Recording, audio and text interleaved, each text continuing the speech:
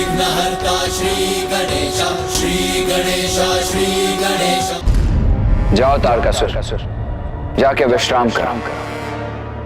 कल युद्ध भूमि में धर्म अनुसार तुम्हारा अंत करूंगा मैं।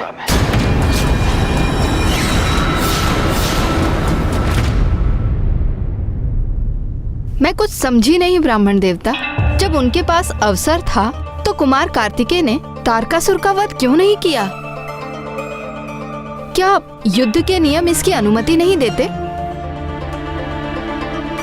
प्राण विहीन होकर तारकासुर एक निर्जीव शरीर मात्र था और कुमार कार्तिकेय ऐसे अवसर का लाभ नहीं उठाने वाले थे जो धर्मोचित नहीं था, क्योंकि युद्ध के नियमों के अनुसार सूर्यास्त के उपरांत कोई भी योद्धा अपने शस्त्र नहीं उठाते और युद्ध का ये नियम तो वो कदापि भंग नहीं करने वाले थे।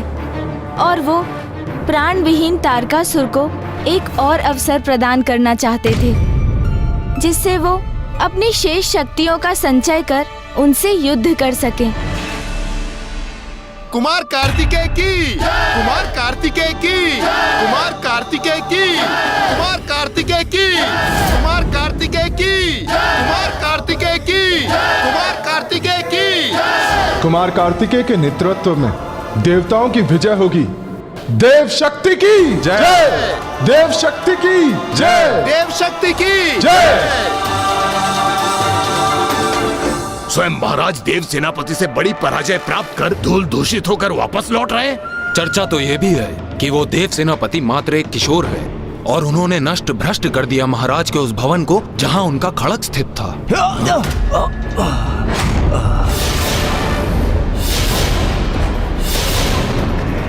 महाराज संभल के, आप ठीक तो हैं?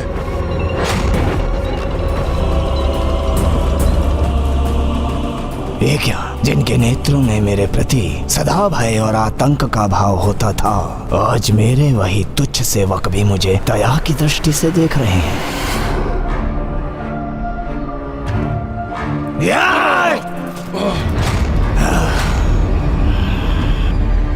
किसी की दया का पात्र नहीं बनेगा त्रिलोक विजेता तारकासुर।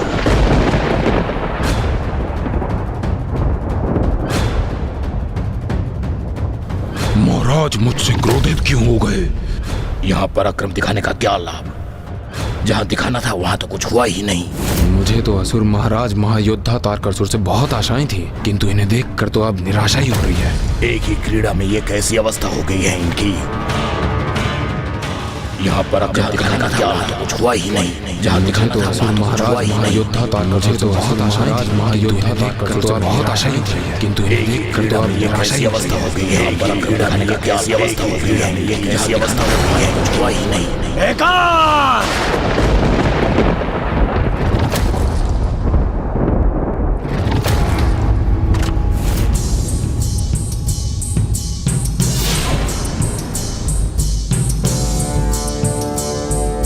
मुझे बालक कहकर पुकारते हो ना तो देखो क्या किया इस बालक ने। तुम्हें तुम्हारी ही क्रीड़ा में पराजित कर दिया। क्या रहा?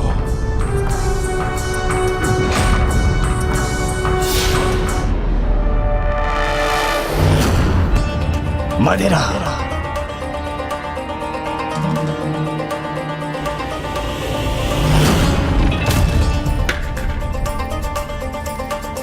ये पात्र भी रिक्त है मदिरा से।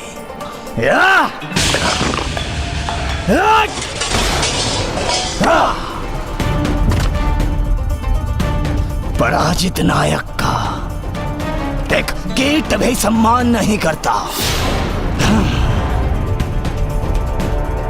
आज एक कीट समान तुच्छ प्रहरी मेरा उपहास करने का दुस्साहस कर रहे हैं, तो फिर कल मेरी राजसभा में मेरे सेनापति मेरा सम्मान कैसे करेंगे?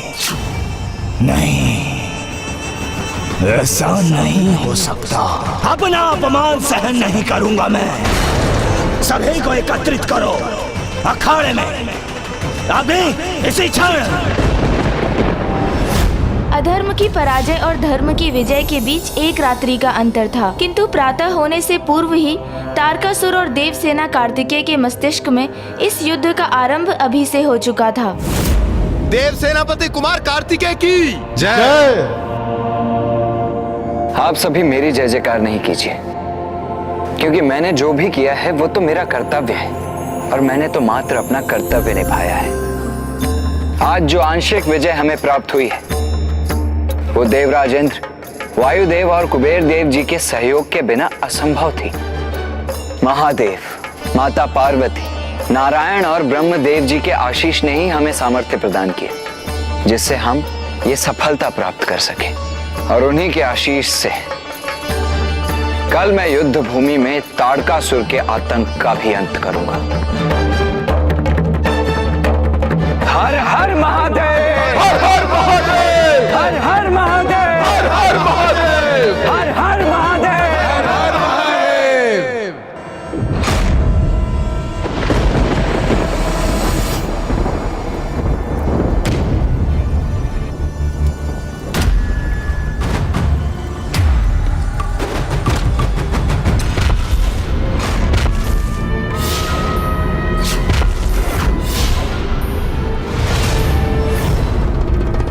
महाराज, आपने बुलाया मुझे। बस बस, बहुत हो गया।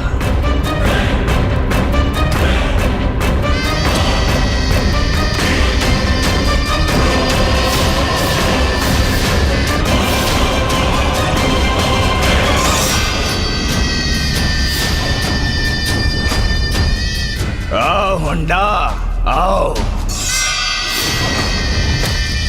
आदेश दीजिए महाराज, किसका वध करना है मुझे? वध करना है मुझे, वध करना है मुझे। मेरे अति भयंकर घातक योद्धा होना तुम। महाराज, ये कैसा प्रश्न कर रहे हैं? क्या अर्थ है उनके इस कथन का? जी महाराज।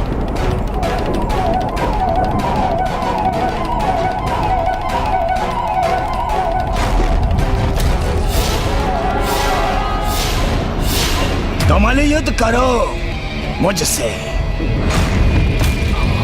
आओ, वार करो मुझ पर हुंडा। आओ, वार करो मुझ पर। ये कैसा आदेश दे रहे हैं महाराज मुझे? क्यों, क्या हुआ? मेरे आदेश का पालन नहीं करोगे तुम? महाराज, आपसे मल्ल युद्ध आपके इस सेवक को उचित नहीं प्रतीत हो रहा है महाराज। कदाचित आज जो कुछ भी मोक्ष द्वार की क्रीड़ा में हुआ उसके उपरांत तो आपको विश्राम करना चाहिए महाराज।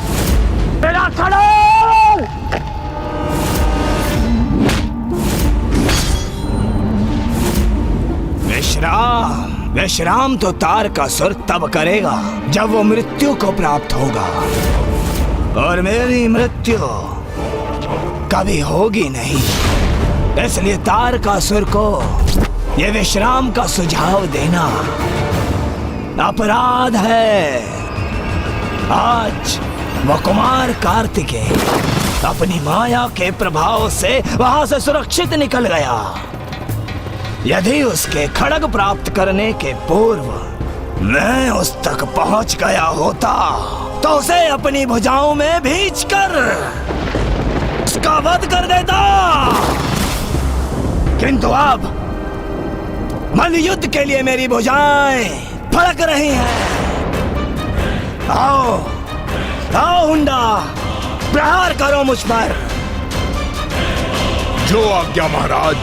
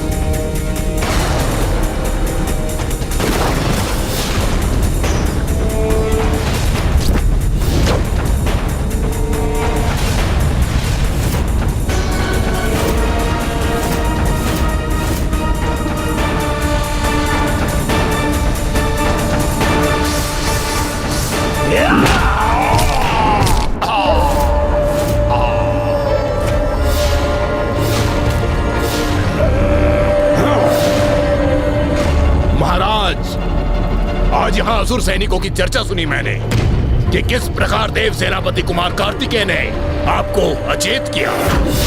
आप अपनी जीर्ण शीर्ण अवस्था में हैं, इसलिए मैं अपनी संपूर्ण शक्ति का प्रयोग नहीं कर रहा था। आहत मैं नहीं, वो होगा जो मुझसे युद्ध करेगा।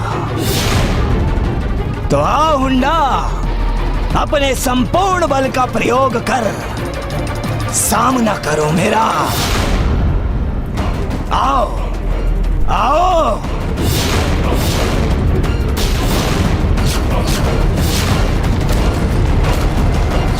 इतनी शीघ्र नहीं तारकासुर, पहले तुम्हारे फैलाए आतंक का अंत होगा, फिर मैं तुम्हारा अंत करूंगा।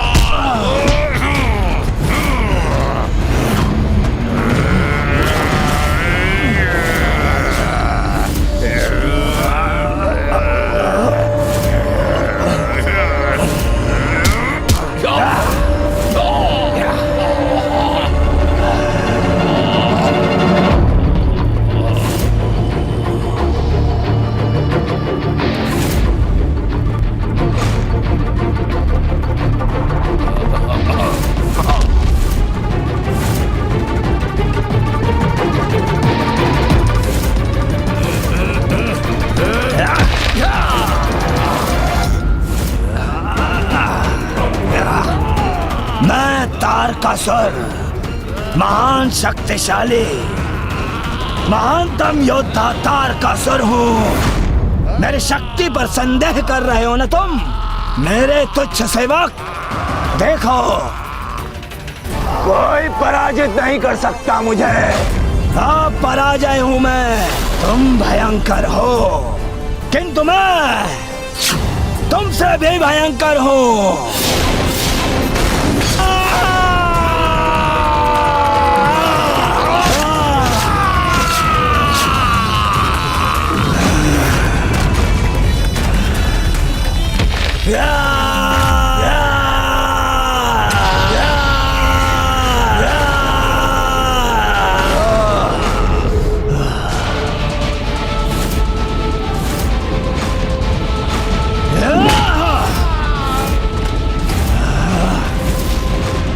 कोई नहीं टिक सकता मेरे समक्ष, कोई नहीं। तारकासुर जहां अपने अहंकार के लिए अपने ही सैनिकों का वध कर रहा था, वहीं कुमार कार्तिकेय देवों की रक्षा के लिए अधर्म पर धर्म की विजय का अभ्यास करने में लगे थे।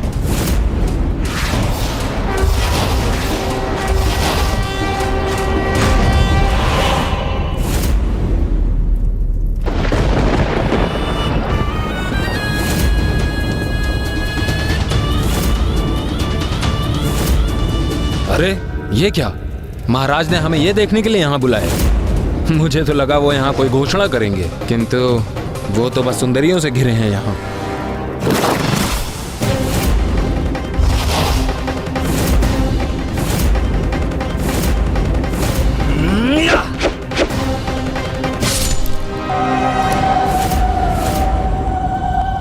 है कोई यहाँ जिसके मन में मुझे लेकर कोई संदेह है? किसी को कुछ कहना है मुझे लेकर? कोई चर्चा करनी है? यही हूं मैं तुम्हारे समक्ष। असुर महाराज तारकासुर की जय। महाराज तारकासुर की जय। महाराज तारकासुर की। अपने इन सैनिकों की आस्था तो पुनः प्राप्त कर ली मैंने, और मेरे सेनापति भी सम्मान की दृष्टि से देखेंगे मुझे। अब मुझे आवश्यकता है एक ऐसे उपाय की जो कुमार कार्तिकेय के लिए भटकाव उत्पन्न करे, जिससे मुझे प्रत्यक्ष युद्ध ना करना पड़े उससे और मैं छल से उसका वध कर सकूं। महाराज तारकासुर की महाराज तारकासुर की महाराज तारकासुर की। वो भटकाव कौन बनेगा? महाराज तारकासुर की। ये ज्ञात हो गया है मुझे। महाराज तारकासुर की महाराज तारकासुर की।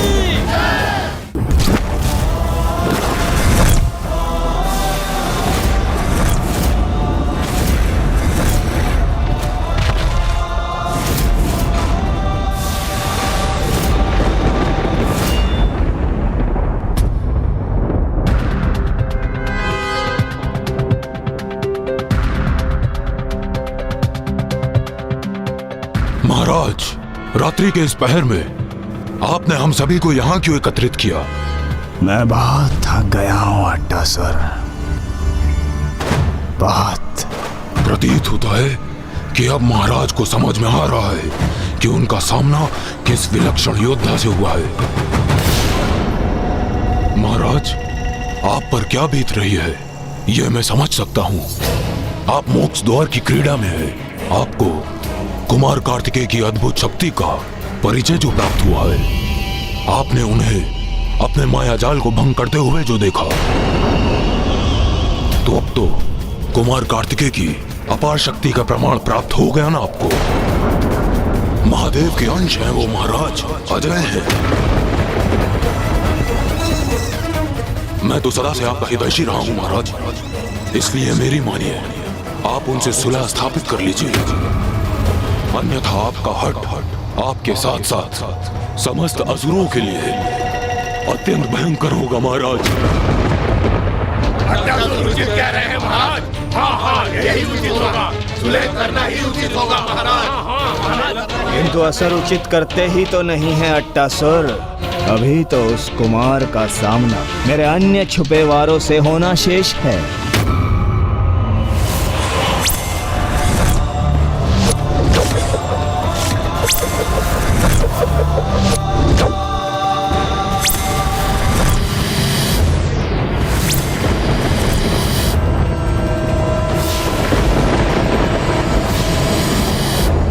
ये विद्युत आकाश में अचानक कैसे उत्पन्न हुई? और ये इस विशाल पक्षी पर आरूढ़ कौन है?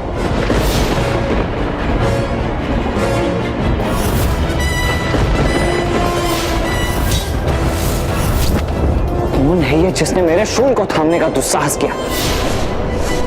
अभी तो प्रातः भी नहीं हुई है और ये असुर अभी से अपने विनाश को तत्पर है। माँ के दिए इस अस्त्र को अपने अपवित्र हाथों से छूकर उन्होंने अभी से युद्ध की घोषणा कर दी है। अब तो युद्ध होगा, भीषण युद्ध।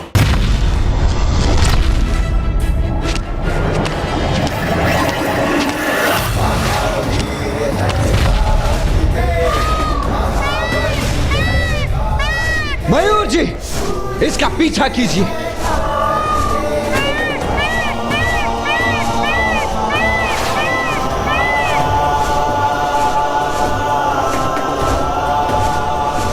रुको, मेरा शूल अपने साथ ले जाने का दुस्साहस कैसे कर रहे हो तुम?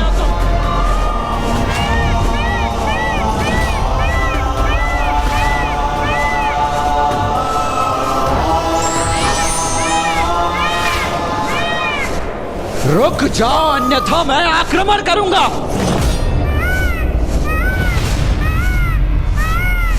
कौन हो तुम? स्वयं को प्रकट करो मेरे समक्ष।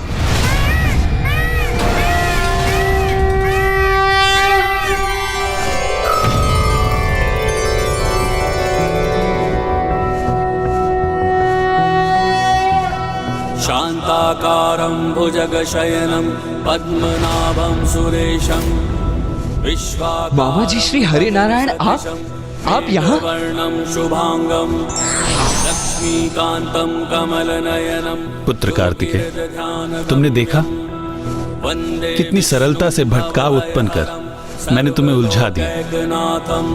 पुत्र, मैं तुम्हें सावधान करने आया हूं।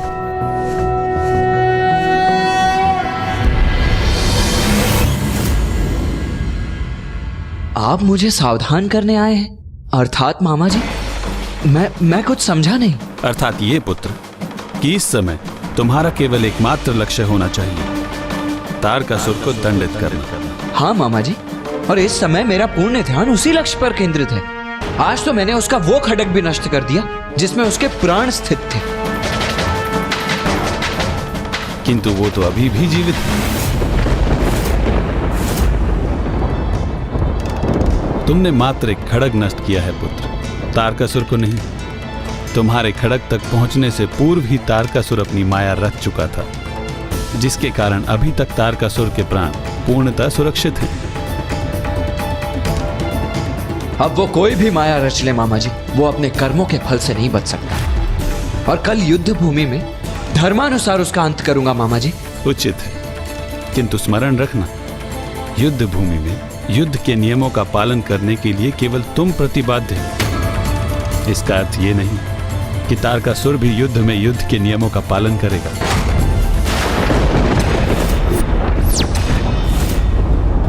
आपके अहंकार के कारण हम सभी का अंत हो, ये कदापि उचित नहीं है। इसीलिए स्वर्ग देवताओं को लौटा दीजिए महाराज, और कुमार कार्तिकेय से क्षमा याचना कीजिए।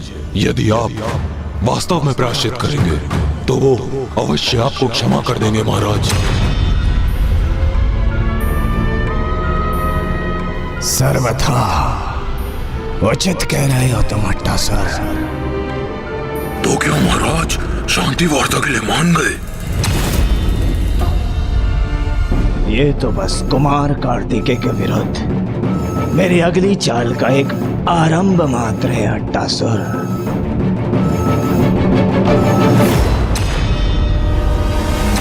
तारकासुर और कुमार कार्तिकेय के मध्य युद्ध की घोषणा हो चुकी थी और इसीलिए कुमार कार्तिकेय भी अपने युद्धाभ्यास में रत थे। किंतु तभी इसी मध्य श्री हरिनारायण ने उनसे भेंट कर उन्हें सतर्क करते हुए एक उचित दिशा निर्देश देना बहुत ही आवश्यक समझा। आप मुझे सावधान करने आए हैं? अर्थात मामा जी, मैं कुछ समझा नहीं। मैं अचानक से प्रकट हुआ और तुम्हारा शूल थाम लिया, और तुम्हारा ध्यान तुम्हारे लक्ष्य से भटक गया।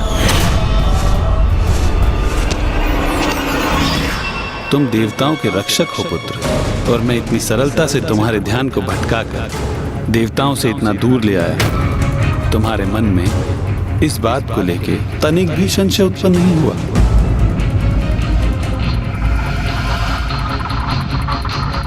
पुत्र, तारकासुर में नैतिकता लेश मात्र भी नहीं है, इसलिए वो अवश्य कोई अनैतिक उपाय का प्रयोग करेगा। किंतु यदि तुम्हें यह युद्ध धर्मानुसार ही संपन्न करना है तो उसकी प्रत्येक चाल से सचेत रहना, किंतु उसके ऐसे किसी उलझाव में मत आना पुत्र जो तुम्हें तुम्हारे ध्येय से दूर ले जाए।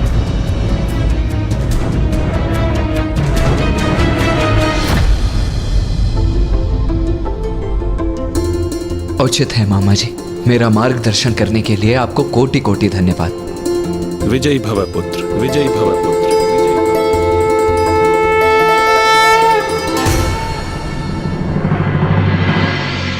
और एक और बात का स्मरण रखना, उसके किसी चाल में मत आना पुत्र। हो सकता है उस समय तुम्हें लगे कि जो तुम कर रहे हो वही उचित है, किंतु कभी कभी उचित ही तुम्हारे लिए अनुचित होगा।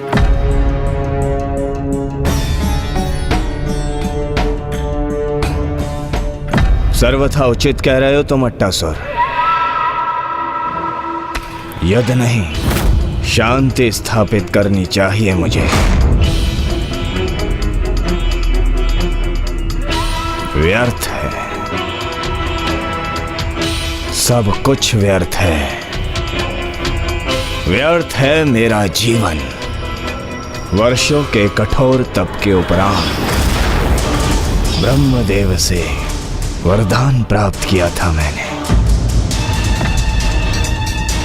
अपने प्राणों को दांव पर लगाकर देवताओं से स्वर्ग छीना मैंने। त्रिलोक पर विजय प्राप्त की, शोणितपुर का निर्माण किया, किंतु ये सब व्यर्थ है।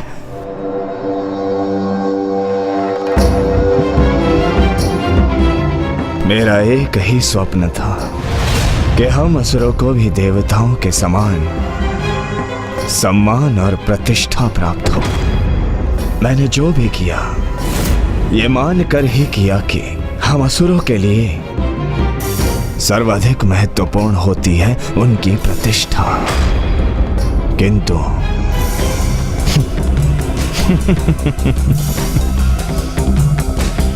किंतु ये भ्रांति थी मेरी। असुरों को अपने प्राणों से अधिक महत्वपूर्ण नहीं है उनकी प्रतिष्ठा।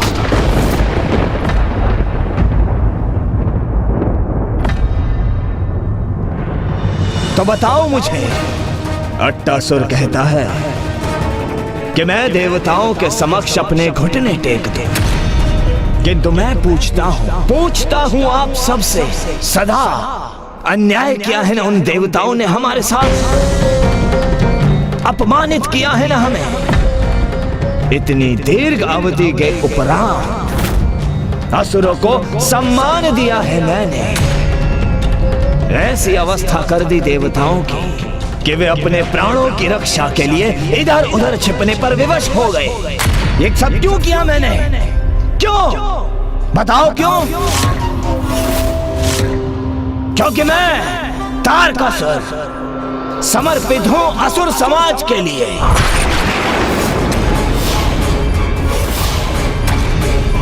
स्मरण रखना, यदि मैं न रहा तो ये दुष्ट देवता तुम्हें कहीं का नहीं छोड़ेंगे।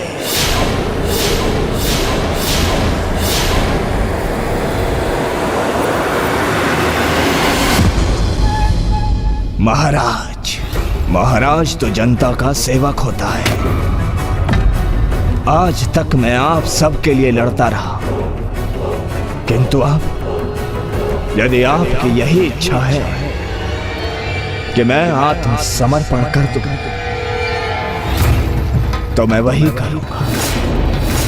समर्थ होते हुए भी आप सभी के लिए ये घोर अपमान भी सह लूंगा मैं।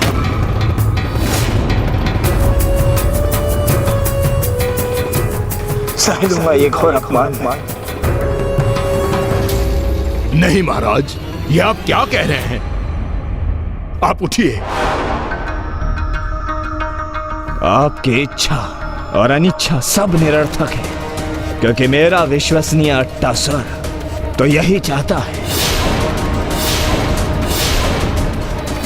महाराज, मेरा ये अर्थ कदापि नहीं था। बस शांत रहो अट्टासुर, तुम्हें जो कहना था सो कह लिया। यही है तुम्हारी स्वामी भक्ति कि तुम्हारे महाराज के सबसे बड़े युद्ध की पूर्व संध्या पर तुम उनके उत्साह को इस प्रकार खंडित कर रहे हो।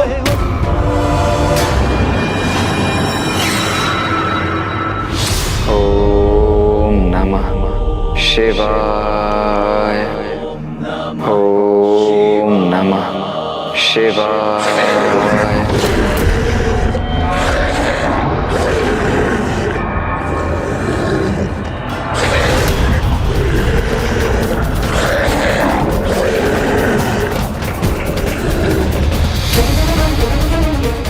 ये तो किसी पक्षी का स्वर प्रतीत हो रहा है, किंतु एक पक्षी इतनी रात्रि में इस प्रकार क्यों चित्कार कर रहा है?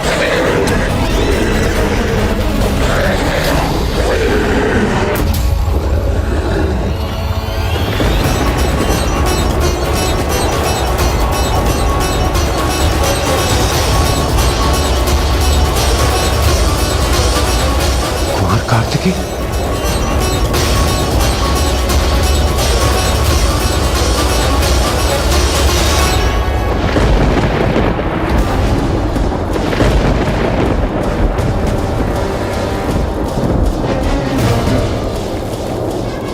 हमें विचित्र स्वर में किसी की चित्कार सुनाई थी, इसलिए हम सब बाहर चले आए।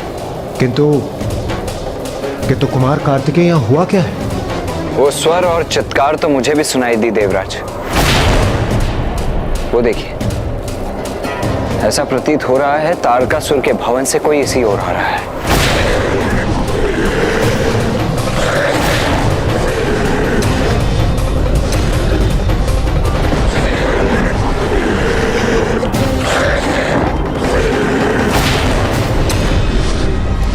अट्टासुर, ये तो तारकासुर का विश्वास पात्र सेवक है, किंतु ये इस ओर क्यों आ रहा है?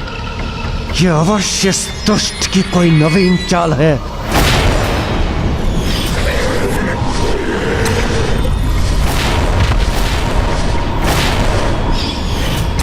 ये तो वही पक्षी है जो तारकासुर का दूत बनकर गंधर्व राजकुमार का शीश हमारे समक्ष फेंक गया था। ये वही है। हाँ, ये वही है जिसके कारणवश ये युद्ध आरंभ हुआ था।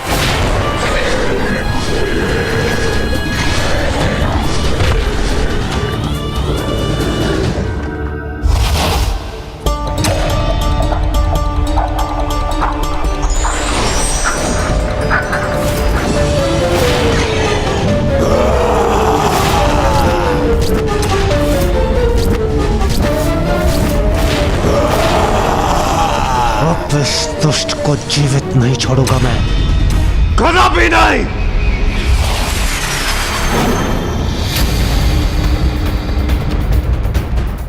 आज हम तुम्हारा शीश भेजेंगे तारकासुर के पास।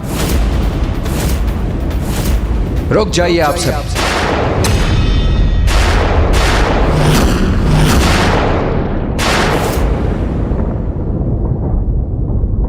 इस पर आक्रमण करने के पूर्व हमें यह ज्ञात कर लेना अति आवश्यक है कि यह यहां आया क्यों है। रात्रि के इस प्रहर में यह यहां इस भयभीत अवस्था में पहुंचा है, और सूर्य ढलने के पश्चात तो योद्धा पर भी शस्त्र नहीं उठाया जाता। फिर यह तो निहत्था है। इसीलिए हमारा यह कर्तव्य बनता है कि हम यह ज्ञात करें कि इसका आशय क्या है। अपने अस्त्र सभी हटाइए।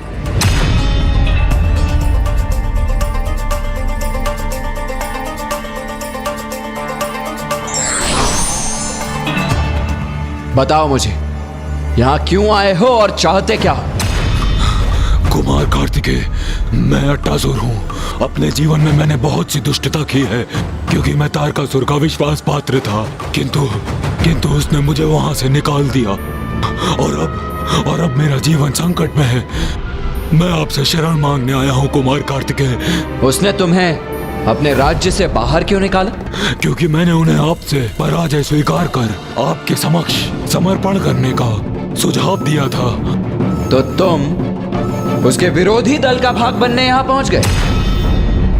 मैं उसका विश्वास क्यों करूं जिसने अंतिम समय में अपने ही महाराज का साथ छोड़ दिया? कुमार कार्तिकेय, आपका मुझ पर संदेह सर्वथा उचित है, किंतु यह सत्य भी ज्ञात है मुझे कि आपके हाथों उसकी मृत्यु निश्चित है।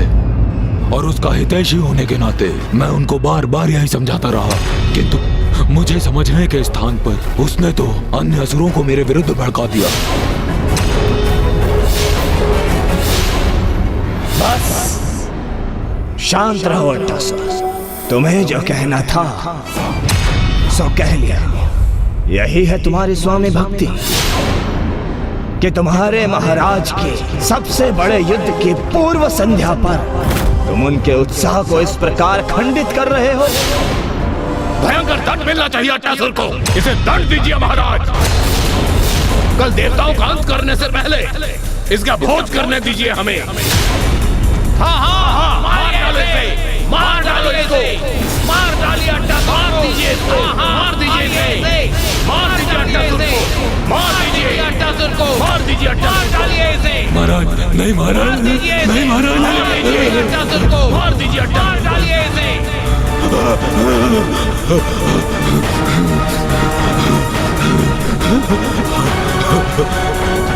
नहीं नहीं नहीं, रुको, छोड़ दो पीछे।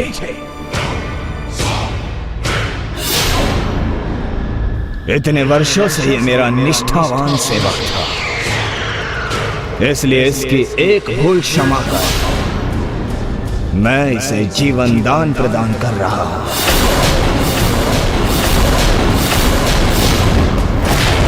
किंतु अब मेरी दृष्टि से दूर हो जाओ तो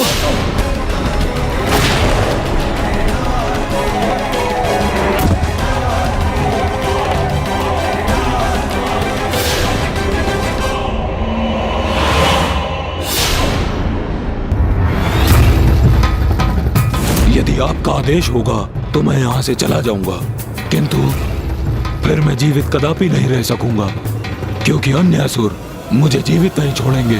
कुमार कार्तिकेय, ये हमारी दया जागृत कर हमारे साथ रहने की अनुमति पाने के लिए हमें विवश कर रहा है।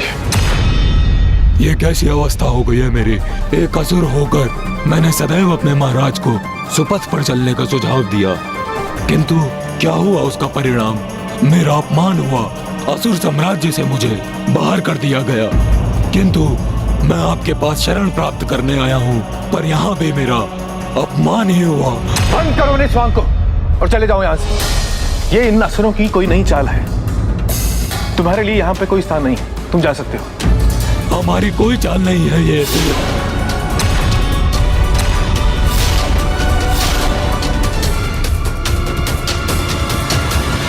रुक जाओ, रुक जाओ। कुमार कार्तिकेय,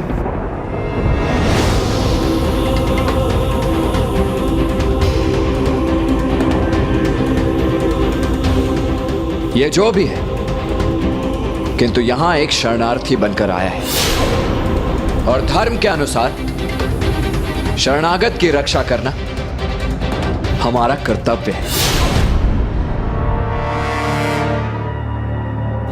धन्यवाद, धन्यवाद कुमार कार्तिकेय। तुम्हें यहां से कहीं जाने की आवश्यकता नहीं।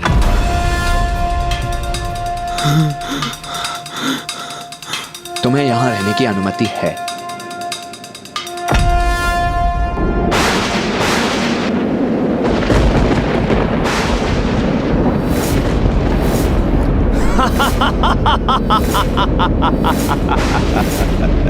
वाह कुमार, वाह।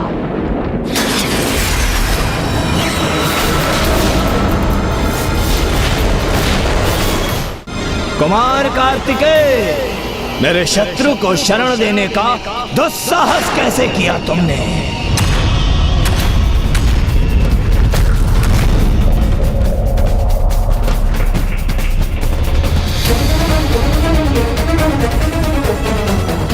मेरे द्रोही को शरण प्रदान मत करो, उसे मुझे सौंप दो।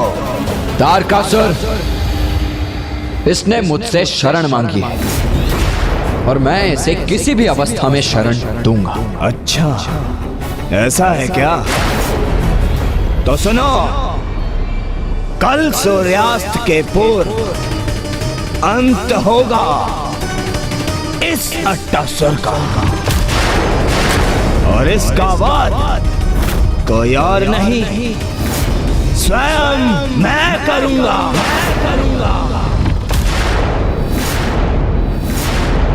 और मैं ऐसा कदापि नहीं होने दूंगा। ये मेरा वचन है, वचन है।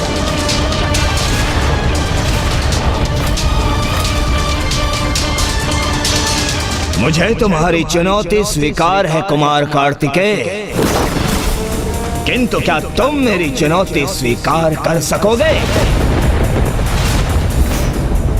यदि कल मैंने सूर्यास्त से पूर्व इसका वध कर दिया, तो क्या तुम अपनी पराजय स्वीकार कर अग्नि की चिता में प्रवेश कर आत्मदाह करोगे? आत्मदाह करोगे?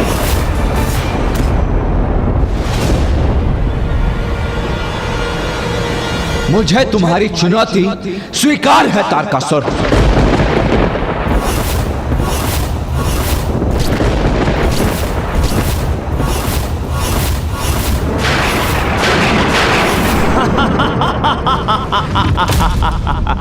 तारकासुर को ज्ञात था कि असुर समुदाय से निकालने जाने के पश्चात अट्टासुर के पास मात्र अब एक ही विकल्प शेष होगा, कुमार कार्तिकेय के पास जाकर शरण लेना।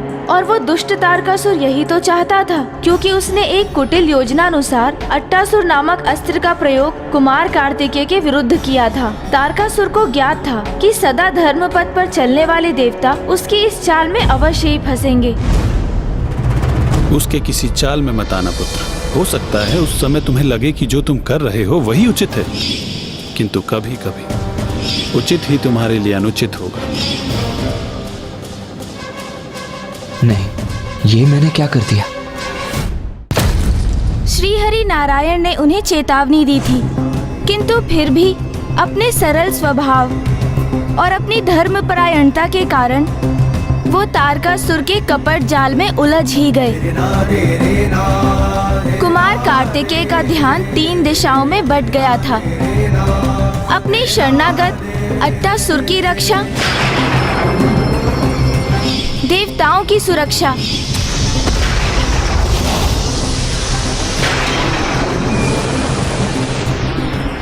और तारकासुर से युद्ध कर उसका अंत। अब उनके ऊपर इन 3 बड़े उत्तरदायित्वों का भार था।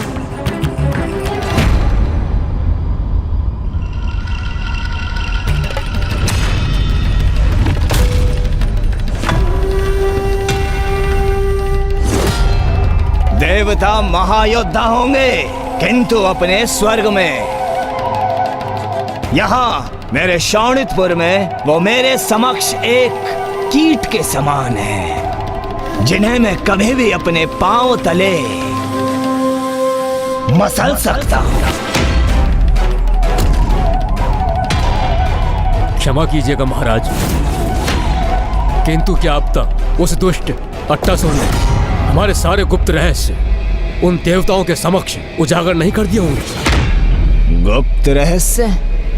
कैसे गुप्त रहस्य?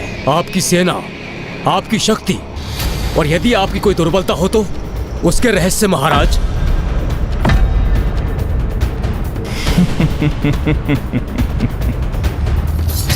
तुम दीर्घ काल से मेरे प्रहरी हो। क्या तुम्हें मेरे गुप्त आयुध, मेरे गुप्त शक्तियों का ज्ञान है?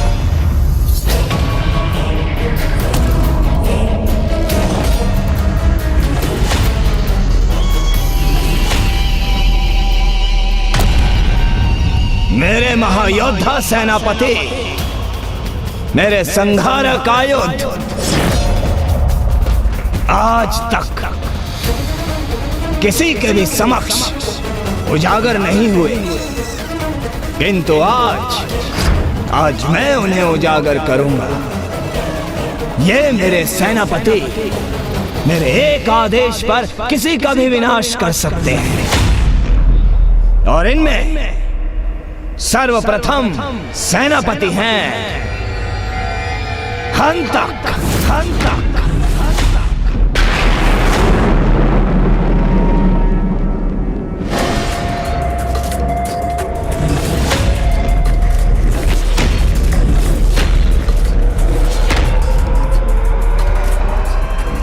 आज्ञा दीजिए महाराज।